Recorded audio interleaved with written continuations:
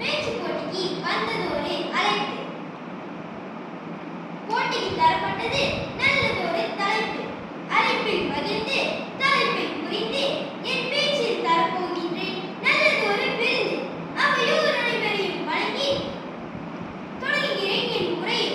பணம் இருந்தால் வாழ்க்கை வளம் பெறும், ஆனால் நண்பர்கள் இருந்தால் வாழ்க்கை அர்த்தம் பெறும்.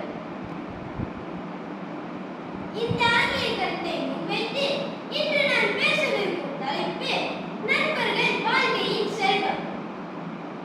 வாழ்க்கை ஒரு நீண்ட பயணம்.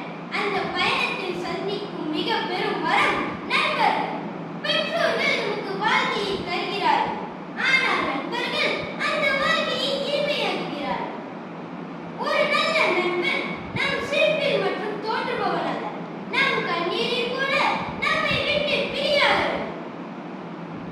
நண்பர்கள் நம் வாழ்க்கையின் வழிகாட்டிகள். நாம் தடுமாறும் போது தாங்கும் தூண்கள், நாம் விழும்போது தூக்கி நிற்கும் கைகள், நாம் வெற்றி பெறும் போது மனமாற வாழ்த்தும் இதயங்கள். நல்ல நண்பர்கள் நம்மை உயர்த்துவார்கள், தவறான நண்பர்கள் நம்மை கீழே இழுத்து விடுவார்கள். அதனால்தான்